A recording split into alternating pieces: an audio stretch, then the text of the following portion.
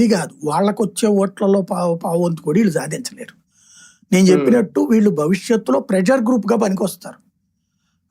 అంతకు మించి వీళ్ళు రాజకీయ పార్టీ పెట్టిన వేస్ట్. నన్ను అడిగితే కేఏ పాల్ పార్టీతో పోటీ పడాలి, అంతకు మించి. పక్క విజయసాయి రెడ్డి గారు ఏదో కొత్త పార్టీ పెడతారు అంటున్నారు, ఇప్పుడేమో ఇక్కడ ఒక ఫ్రంట్ అంటున్నారు. అంటే వీళ్ళందరికీ అంత స్పేస్ కనిపిస్తుందా ఆంధ్రప్రదేశ్ లో? దానివల్ల ఇలాగా కొత్త కొత్త పుట్టుకొస్తాయా రేపు ఎన్నికల దగ్గర? సహజంగా ఒక హైరార్కీ అనుభవించిన వాళ్ళకి ఓ సమస్య ఉంటుంది. ఇప్పుడు మనం రోజు పోయే కొద్దీ జరిగే మార్పులకు ఒప్పుకోవాలి. ఇప్పుడు నేనున్నాను, మీకు తెలుసు నా కెరీర్ ఏంటనేది, ఆఫీసులో ఎట్లా ఉంది నా స్టేటస్, ఏ స్టేజ్ లో ఉండేది, ఇదంతా చూసారు కదా మీరు. నా క్యాబిన్ ఏంటి, ఇదంతా కూడా. ఆ తర్వాత వచ్చిన ఛానల్ ఏపీ 24/7 లేకపోతే ప్రైమ్ 9 లోనే చూసారు ఎట్లాగనేది.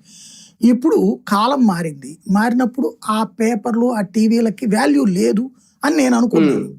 ఇప్పుడు కూడా వాటి కోసం ఎంపర్లాడే వాళ్ళు ఉన్నారుగా. ఏది మనం 10 మంది నేను రిపోర్టర్, నేను జర్నలిస్ట్ అని గర్వంగా చెప్పుకోవడానికి అన్నట్టుంది. అక్కడ సమాజం విలువిస్తోందా లేదా? మనం సమాజంలో ఆ విలువ తేడా వస్తున్నప్పుడు యువతలకు వచ్చేసి మనం ఇప్పుడు ఆ స్టేటస్ మనం ఇక్కడ మెయింటైన్ చేయలేము.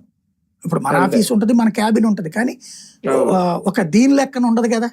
ఇప్పుడు నాలాంటోడు ఉన్నాడు అనుకోండి, ఈనాడులో పని చేయడం అంటే అది ఒక 10 అంతస్తుల బిల్డింగు, లిఫ్టులు, గిఫ్టులు, స్ట్రేచర్ చూసాం. ఆ తర్వాత సిటీ కేబుల్ అంటే అపార్ట్మెంట్ లో ఒక ఫ్లాట్ లో ఆఫీసు. చాలా మంది అదే ఎక్కిరించారు.